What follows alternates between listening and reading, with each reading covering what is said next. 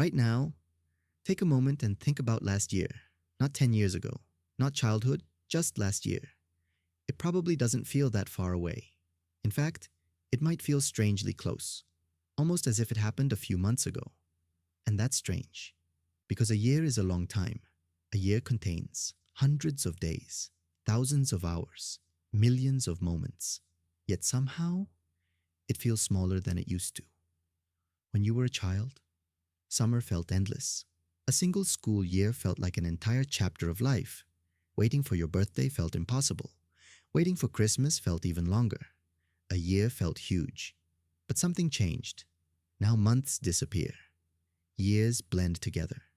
And sometimes, people wake up and realize an entire decade feels like a blur. So what happened? Did time actually speed up? Of course not.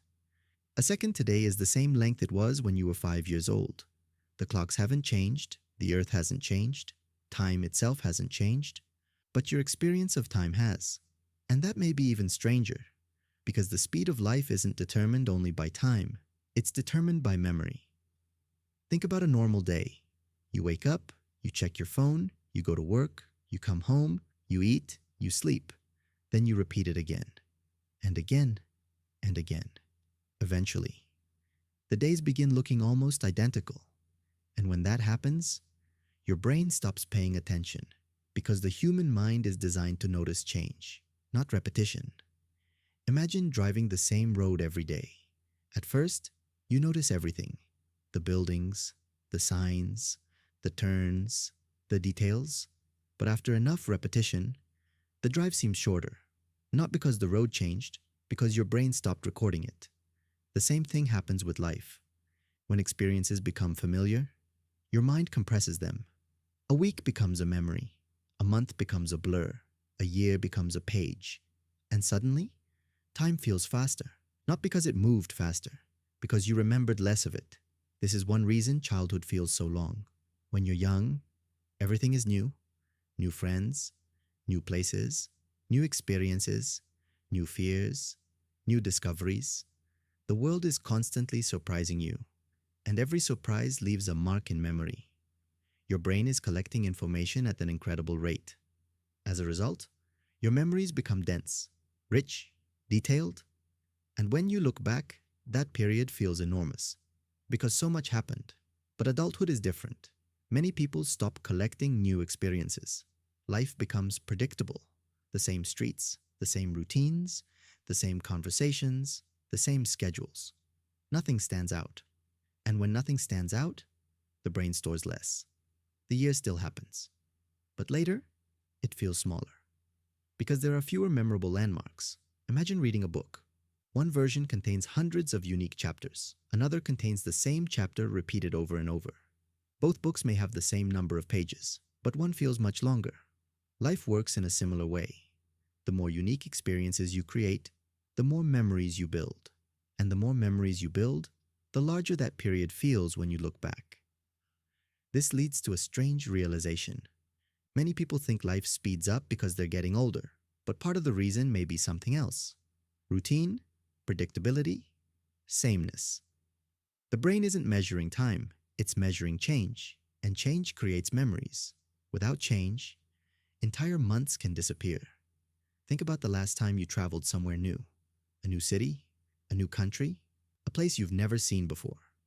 Notice how those days often feel longer.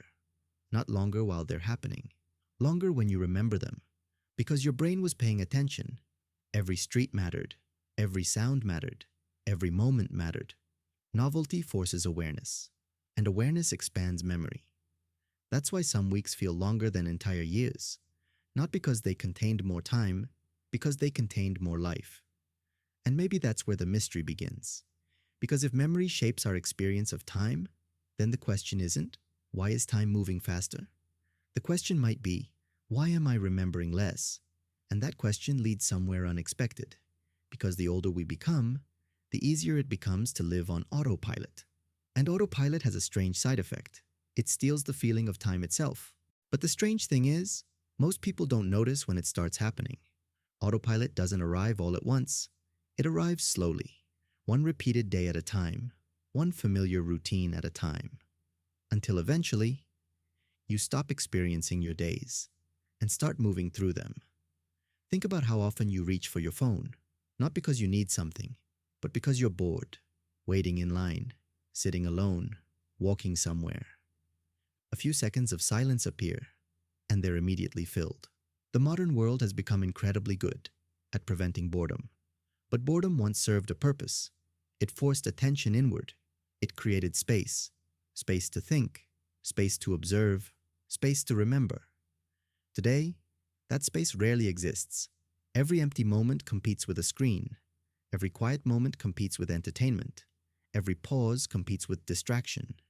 And while distractions feel harmless, they create a strange side effect. Life becomes harder to remember. Because memories require attention, and attention has become one of the rarest things in the world. Think about a movie you truly loved. You remember it because you were present. You were paying attention. Now think about a random video you watched while scrolling. You probably forgot it within hours. The difference wasn't time, it was attention.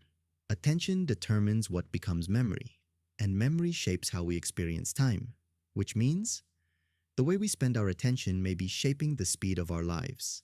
And that's a strange thought, because everyone receives the same 24 hours, but not everyone experiences those hours the same way. Some people spend years repeating the same day. Others fill a single year with enough experiences to make it feel enormous. The difference often isn't age, it's awareness. Awareness slows life down, not by changing time itself, but by making moments visible again. Maybe that's why some of your most vivid memories still feel close today. Your first kiss, your first job, a trip you never forgot, a moment that changed everything. Those memories remain alive because you were fully there. And maybe that's the answer people are really looking for. Not how to stop time, not how to slow the clock, but how to stop letting entire years disappear unnoticed. Because one day, you'll look back on this period of your life, the same way you look back on childhood now. And the question won't be, how much time did I have? The question will be, how much of it was I truly present for? Because in the end, life isn't measured only by years. It's measured by moments remembered. And the moments we notice are often the moments that stay with us forever.